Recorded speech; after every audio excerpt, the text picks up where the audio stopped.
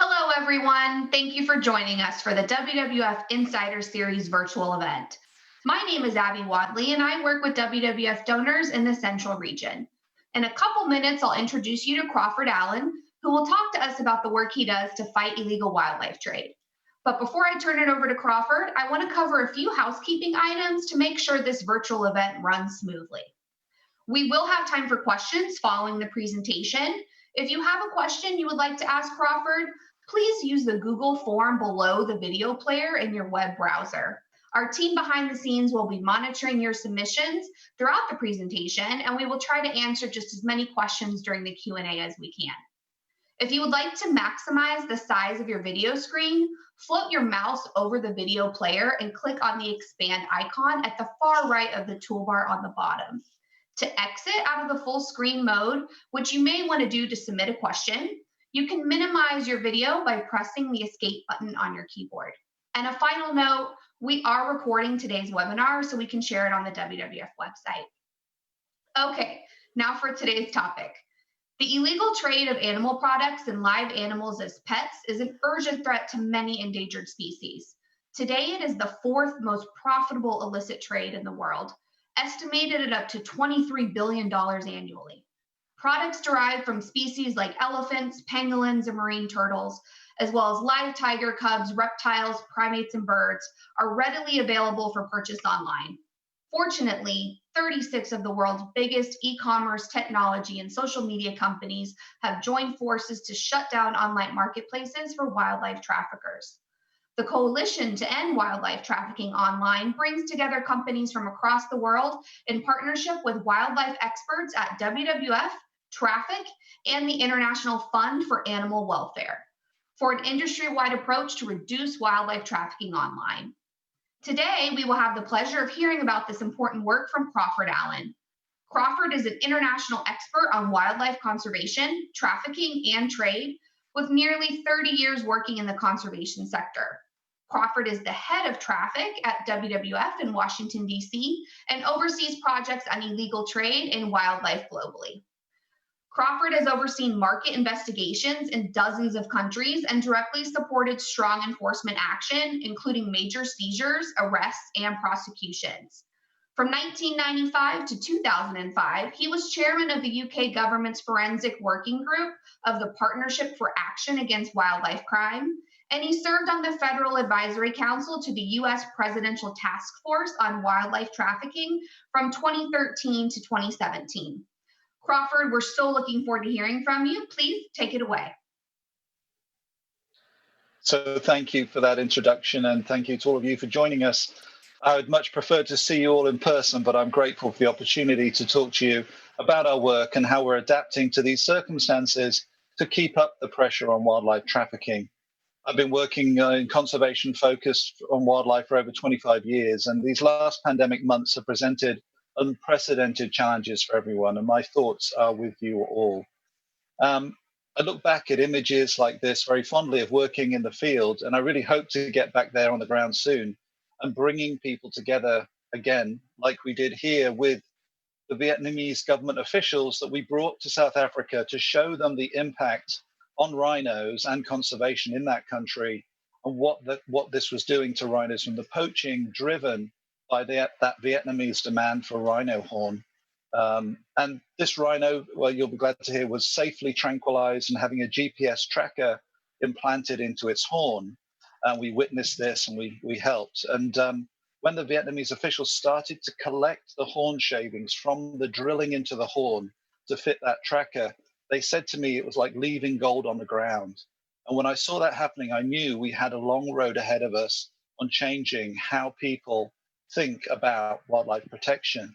I'll talk to you today about one of the newer stretches on that road in our work to end wildlife trafficking online. But of course, in the current context, the illegal wildlife trade is very much threatens not only wildlife populations, but human health too, and economic instability globally. It involves trade in animals like birds and tiger cubs for pets and display, and a staggering list of products for food, medicine, fashion, status symbols, and many other uses. You've already heard, perhaps from a previous presentation, on what WWF is doing to tackle the COVID-19 crisis related to closing high-risk wildlife markets. And I won't repeat that, but I will dive into some specifics on how we've needed to adapt to the situation and help tackling the trafficking of wildlife online. So wildlife markets like these photos that I took before the pandemic, where people, food, pets, and wildlife intermingle, is a case in point, really. I saw a European trader there stuffing the live birds from this stall that he bought into a specially adapted roll-on cabin bag. And that trade actually probably made the connections to the sellers here in that market via social media groups. And the birds he were buying could very easily have been carrying zoonotic disease. And that, especially as that market is just so notorious for being involved in the smuggling of wildlife. And when it comes to smuggling of wildlife, this animal, the pangolin, is the most trafficked mammal in the world. And in 2019, unfortunately, 195,000 pangolins were trafficked for their scales alone. That's one pangolin is trafficked every 3 minutes. That's despite international and national protection on all 8 species. Pangolins have been, unfortunately, also identified as one of the intermediary hosts for that transferred COVID-19 to humans. And prior to the pandemic, though, people hardly even knew what this incredible creature was. Pangolins are in demand for their scales. They use the scales in traditional medicines and folklore remedies, particularly in Asia. And their meat is served also in Asia as luxury dishes at very high prices in restaurants there. And the animal is kept fresh by being alive. So they smuggle the animal alive quite often and into the market. And that's where this virus transmission risk comes in, when they hit the market alive and get infected with a disease. And their skins are also used to form leather boots and belts and that kind of thing too. So they're used in multiple ways. But unfortunately, as a result of this major devastation on their populations and the massive trade to Asia and the COVID-19 risk, pangolins are gaining a lot of attention.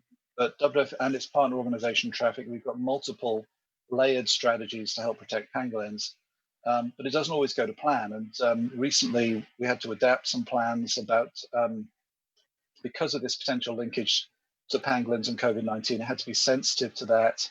And so there was a campaign that was about to be launched with an ad agency around this character here, that we put it on hold because of the health crisis, where this was an engaging campaign centered around this animated pangolin character named Lynn.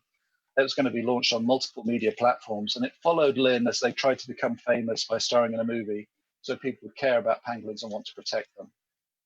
So adapting as we had to, we focused on with educational content for teachers and parents, and this is through WWF's Wild Classroom, an online program. It's been a lifeline for families during the lockdown. It's been providing engaging wildlife information to kids at home, my own kids included.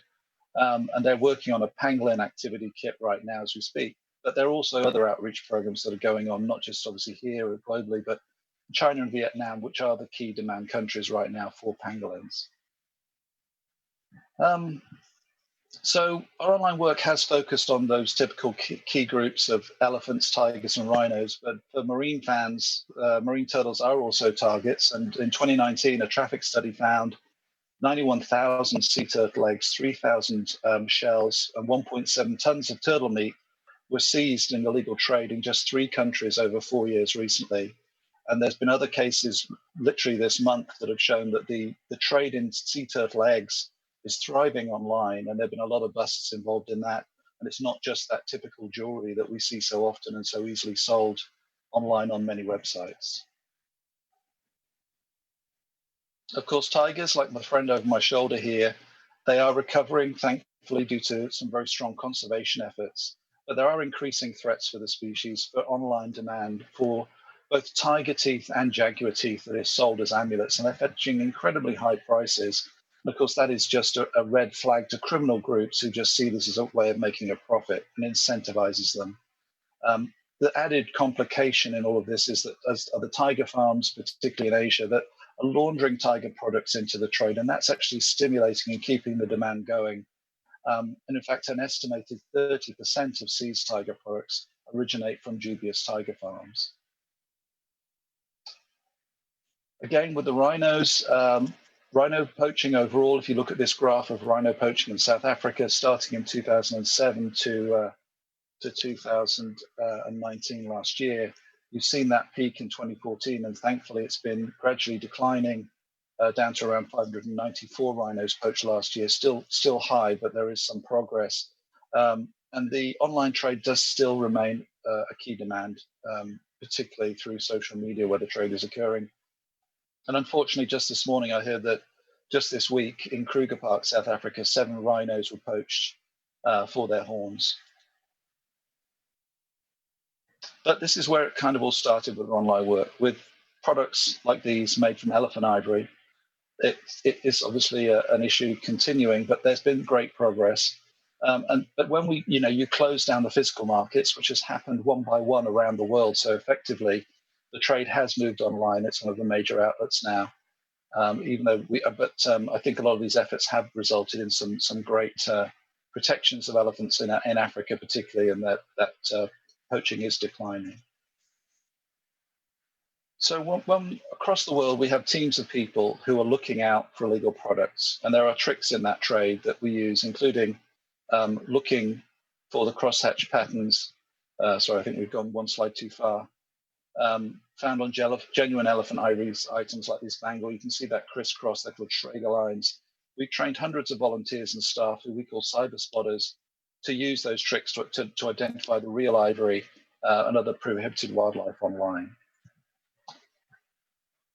So criminals,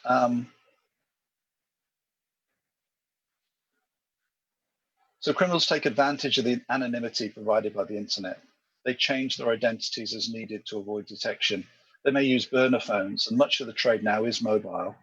This poses a real challenge for law enforcement when you think that there are billions of posts out there every single day, and they've got to find the illegal wildlife, the needle in the haystack.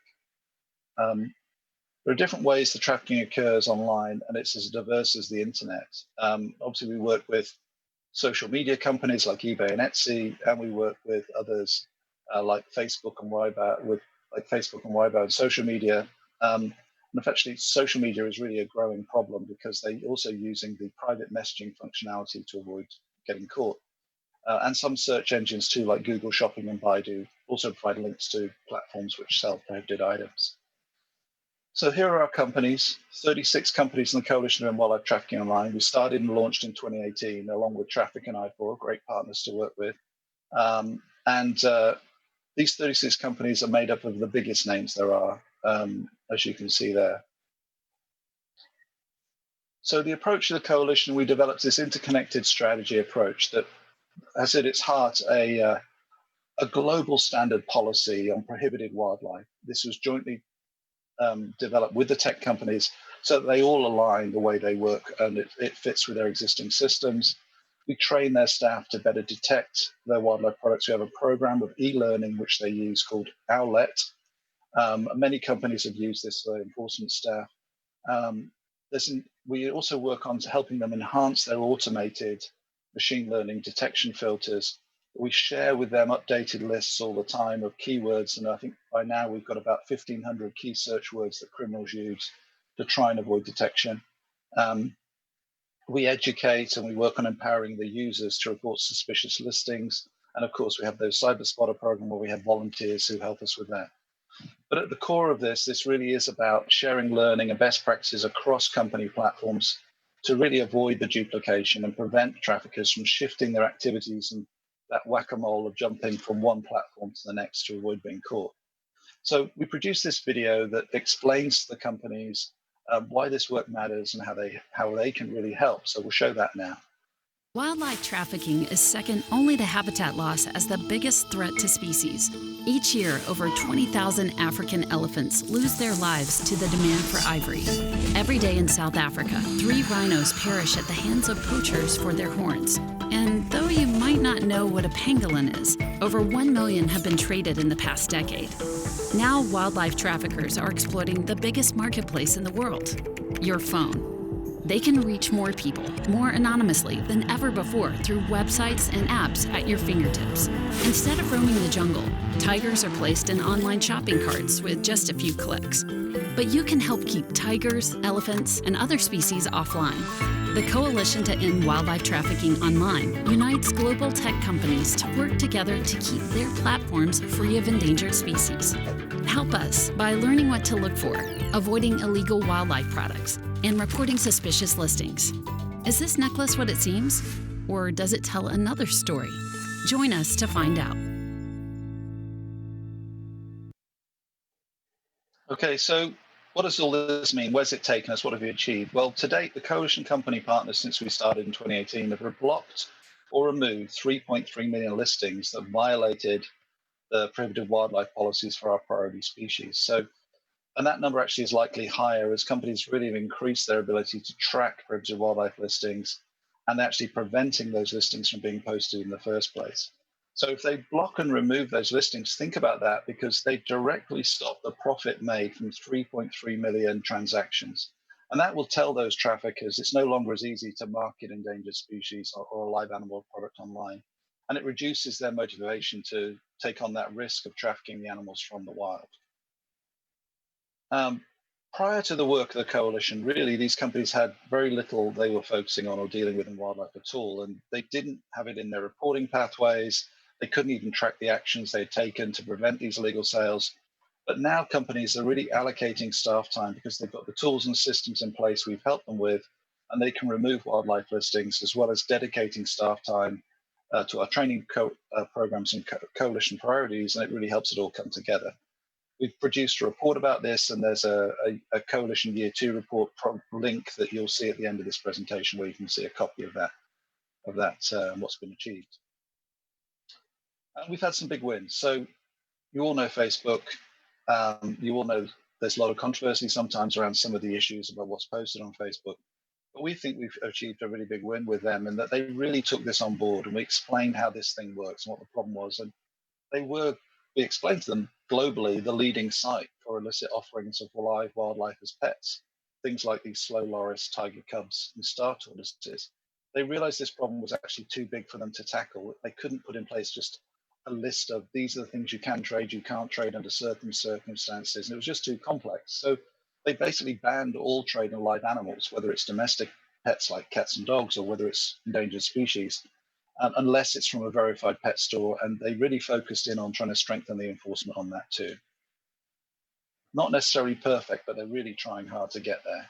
And others like Instagram, which is a subsidiary of Facebook, and many of the companies out there have now got automated pop-up messages we've helped them with. So anytime a user searches for wildlife that could be risky, so if you can try it now on your phone if you want to, if you have Instagram on your phone, if you type in your phone in the search box, any of those hashtags like ivory necklace, tiger selfie, rhino horn, bear bile hashtags, you will see this pop-up come up, hopefully. And it provides you, once you click on that link on that pop-up, it provides you with more information. It also provides you with links to the WWF website and the Trafficking website. And this is in multiple languages globally. So other things we're doing is companies are trying to give back and get involved in other ways too. So they're, in this case, we've got this company engagement program for their employees. And some of the companies have really stepped up in a big way to get involved and use their energies and skills of their staff to help us. So, for example, in April, we had over 90 Google staff volunteering whilst they were in lockdown to detect illicit wildlife online. And they used also some of their special technical skills.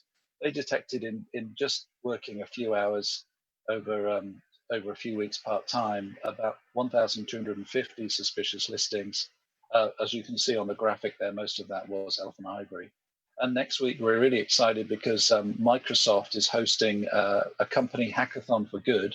We've got 25 volunteer machine learning and image recognition experts stepping up to develop an automated image recognition system to detect pangolin products from images and listings online that then the companies in our coalition can use. And this is really a game changer because currently a lot of this is a manual process. So we really think this could be scaled for other species and other approaches in the future.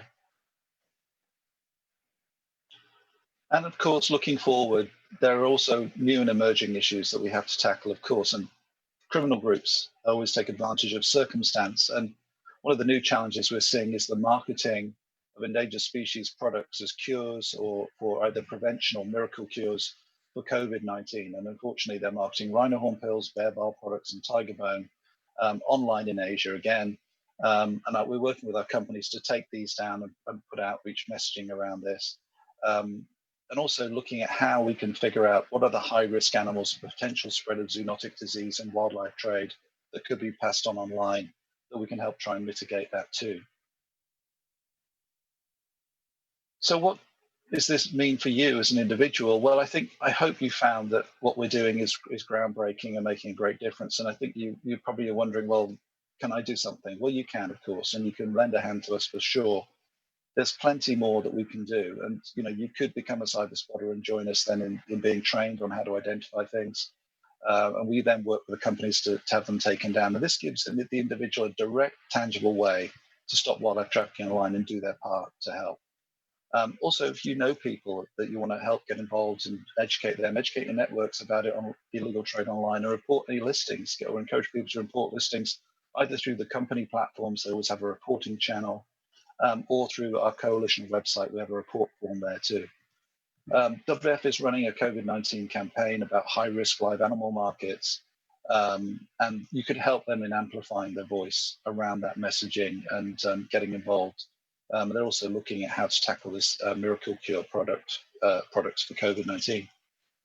But also we're trying to expand our reach with other companies, and we've got other companies out there we're interested in engaging with. And if you know of any good companies that you think are relevant and you have contacts particularly, please help us make those connections. We have an email contact for you at the end of the presentation if you want to get in touch.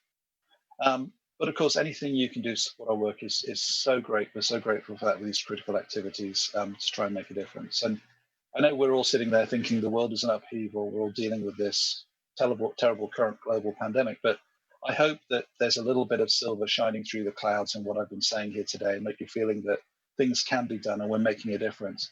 But I also think we should need to stop right now and reflect on human behavior, on how we interact with the natural world, how we interact with each other, and what can we learn from the current situation to prevent future pandemics? I mean, nature is absolutely remarkable. And now more than ever, I think we've realized that much of our own survival depends on nature. And with these partnerships we're building, like the coalition and this global movement of people joining us, we really hope that with help from people like you, that we're really going to make a difference. And I think we really can. We're already getting great results to protect wildlife.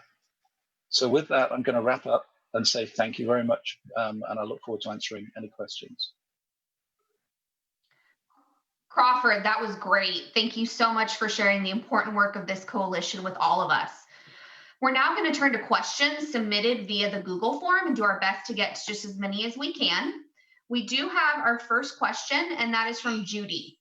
Crawford, why is Amazon not among the coalition companies trying to stop illegal trade via online sales? Yeah, that's a great question. Some companies don't feel that this is an issue for them. And I think Amazon may be one of those. I mean, the good thing about Amazon is they've got a really great policy in place regarding wildlife and prohibitions around wildlife. I mean, they're not perfect. We still find some posts that have seemed dubious in terms of certain listings of products that they offer for sale on Amazon from third parties. And they could do more probably in dealing with that. But that we've approached them, we've talked to them, and they feel that they're doing enough. They've got it down. And to be honest, they are doing a good job, relatively speaking. If they join the coalition, it sends a strong message. And it sends messages to other companies, and it shows a collaboration and a way of working. Now, I know Amazon's got a lot on its plate right now. I'm certainly grateful for those deliveries during lockdown, as are many people, and they're doing important work. But no, it would be great if they could join us. And I really think there's more to this than actually their own immediate site. They could be thinking a bit perhaps bigger in the bigger global picture of what that message sends to everyone else if they were to join the coalition. Well, I know you and your team will stay in contact with them, and hopefully they become a partner sometime in the future. We have another question coming in from several viewers. They want to know where they can find more information about becoming a cyber spotter. Well, that's great. We would welcome that. I would just say that there's a bit of work involved. You have to get trained, and it is work, but it's important work, and we would welcome you joining us. We've got an email address that will be shown at the end, and there'll also be an email sent to participants where you can contact us and indicate your interest in being a cyber spotter. Great. Yeah, we'll share that link here at the end, and then it will also be shared in the follow-up email as well. So thanks for everyone's interest in that. Next question is coming in from Christine. Can rhinos survive in the wild without their horns? Well, Christine, that's that's a tough one. They can, yes, they can, because in fact, rhino horns are removed by some people who own them, private ranches of rhinos in countries like South Africa. They remove those horns because they feel that's a liability and a risk for poaching, and they stockpile those horns as well for potential when they can trade those horns later. But rhinos can survive without them, although it's not ideal. And of course, there is a very complicated and expensive process of tranquilizing a rhino using veterinary care and using helicopters to catch them and remove that horn, particularly for wild rhinos. So there is a lot of expense, and there is risk of tranquilizing rhinos as well. It can, in fact, cause fatality in very rare cases and problems. So it's not always advisable to do that. They can survive if it's done properly and with proper medical care. Obviously, there have been some rhinos, unfortunately, that have had their horns removed in poaching incidents. There have been, I think there's been a couple that have made it, but most of them will not survive due to blood loss in the way they do it. If you don't, if you cut the horn high enough, it's really just like cutting a fingernail. But if you cut it too low, it causes blood loss. Yeah. Okay, don't want to go into the detail of that too much. Thanks, Crawford. Next question is coming in from Steve. We hear a lot about the demand for illegal wildlife products in Asia, especially China. How much demand is there in the US?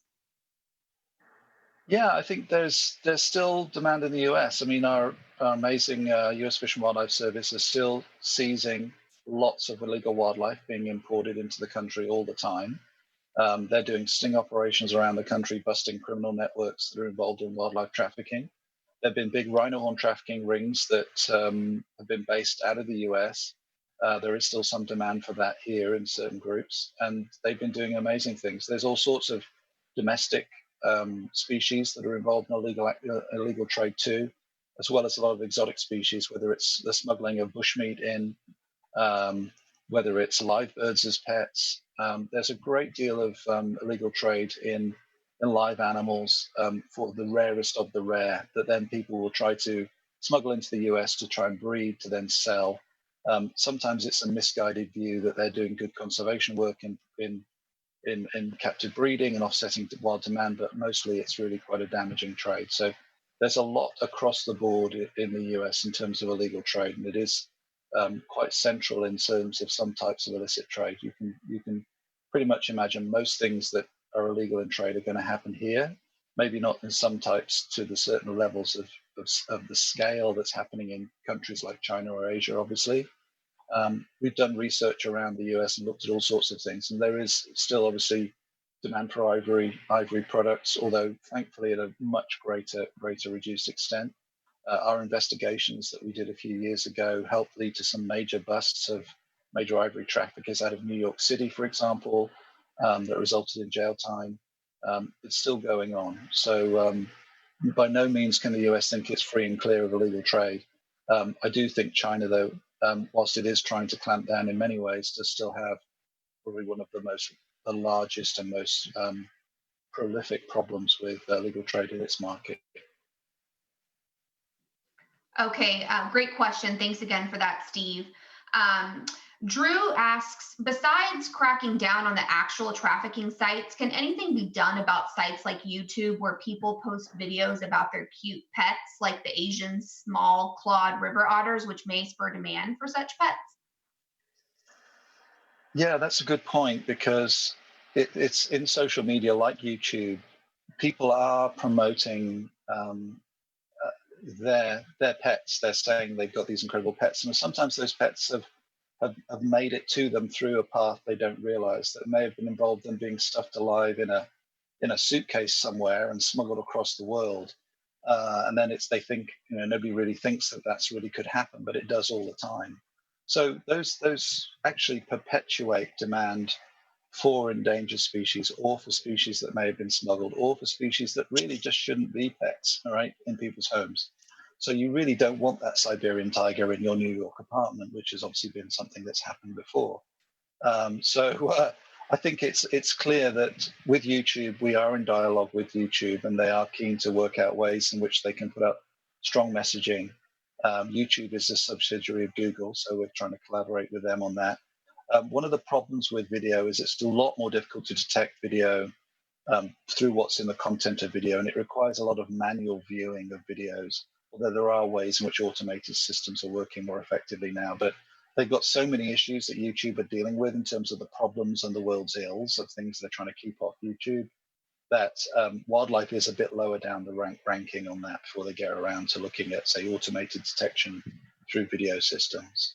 But I think messaging is a strong one, and I think sites like YouTube ones, we're very keen to maybe push out some campaigns on around awareness raising about, what's really wise around promoting keeping certain types of pets like primates or something like that. Okay, great. Thank you. We've been focusing on efforts online. Catherine is wondering what we're doing on the ground. So she asks, is WWF working on increasing the use of technology, such as the use of drones, to stop poaching? She's heard that they're used and wondering why they're not used more, asks if we need more funding. The answer to do we need more funding is usually yes, because resources are pretty restricted and limited. But the point with this about technology is absolutely technology is being applied across the board, not just by WWF, but by governments and by many other organizations to try to protect wildlife online and whether, on the ground. I've got online on the brain.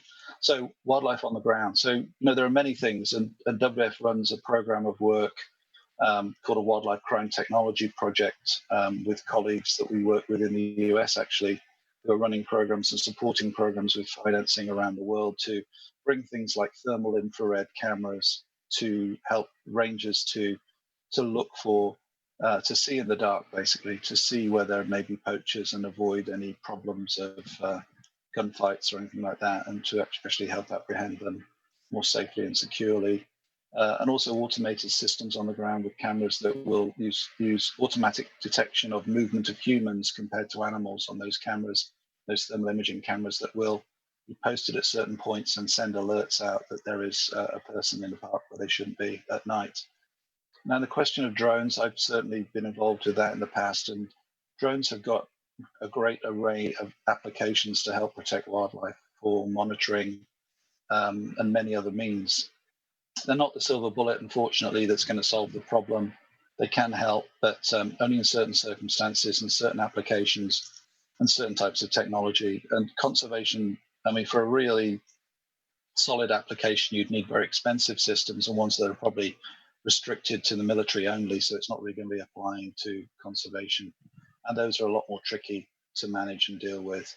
But the main thing is having a suite of solutions in different ways. There's all sorts of things that are being looked at, like radar systems on the ground that might even be working to detect snares, for example, all sorts of different technologies. And it's really exciting times around that. We've got plenty of information on that on the WWF website. There's two other organizations. You can check it out and learn more. Great. Thank you, Crawford. Christine is asking about enforcement. So beyond shutting down sites and preventing posting, what can we do to prosecute the people who are behind them? Yeah, so that's a great question. And this is one that comes up quite a lot, is that people feel that if we just keep taking down this, it's an endless, we take down the postings, it's just an endless process and it's never going to go away. So there's a whole array of things we need to do. For those that seem to be very small scale, less significant posts, maybe accidental posts of Granny's ivory or whatever, then it's just a case of taking them down. And the companies we work with, quite often, if they see somebody that's had to have their posts taken down more than a couple of times, they'll actually reach out and talk to those people or engage with them and communicate and explain to them what they're doing wrong and trying to stop them from doing it again. Now, if it looks like this could be perhaps part of an organized crime syndicate, there's a degree of criminality and a level of commerciality there that looks suspicious, then that means that it gets reported to law enforcement. Certainly, there's some companies like eBay have got a platform, an automated way in which they share information with law enforcement for issues that look to be very criminal in nature.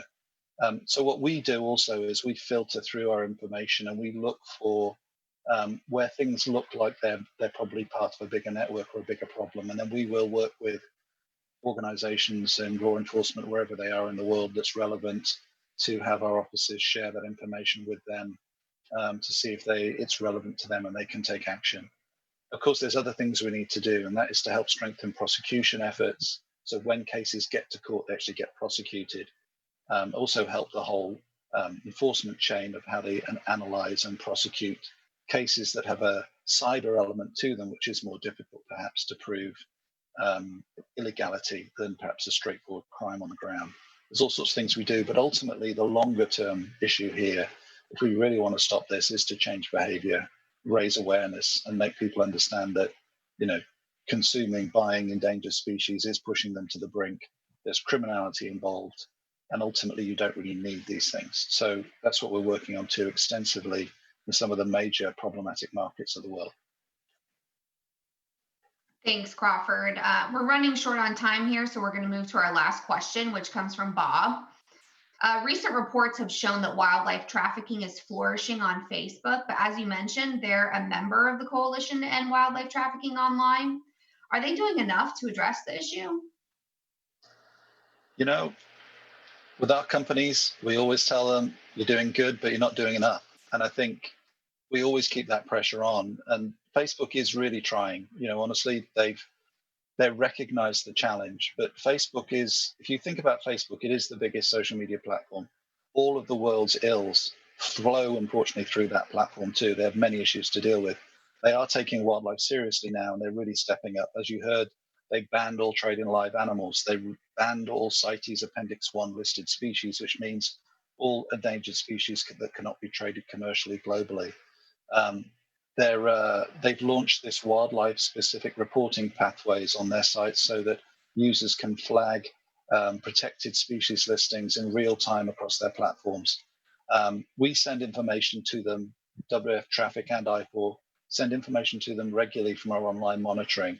And Facebook, like all of our company members so far, have been very responsive and removed those listings. They've also, Facebook have participated in our Cyber Spotter program. They've opened it up so that we can have our Cyber Spotters look for problems on their site, and they've responded to that when we found them. And of course, Instagram is part of Facebook, and as you saw, they've got that pop-up system.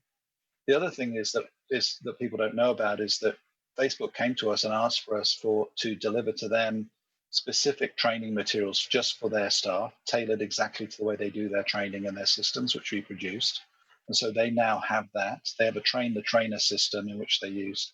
But it is massive, and Facebook is massive, and they're trying very hard to work through this, particularly when you've got such an array of different pieces to Facebook and closed groups and messaging and everything else. So it is, there are things they can do more of. There's no doubt about it. And there is always going to be a problem. They're always going to find things online on Facebook, but they're doing far, far better than they ever have been. And we're really pleased that they're a really strong partner in the coalition. Great. Well, thank you all so much for your questions. And that's going to do it for us this afternoon. I want to say thanks again to Crawford for sharing your work with us. And thanks to everyone who carved out time in your schedules to join us today for this installment of Insider Series virtual event. We're going to be following up with an email that includes a link to a recording of today's program, along with a survey about your experience. We want to make sure we adjust and improve future events where we can, so please be honest. We also hope you'll share the recording with your family and friends. Finally, please mark your calendars for the next installment of the WWF Insiders virtual event series. On Thursday, August 6th at 2 p.m. Eastern, we'll hear from Dr. Nellie Kadagi, Director of Conservation Leadership and the Education for Nature program. And keep checking your email inbox or wwf.events.org for more information on future installments of the Insider Series. Thanks again for joining us and for your commitment to conservation in WWF. See you next time.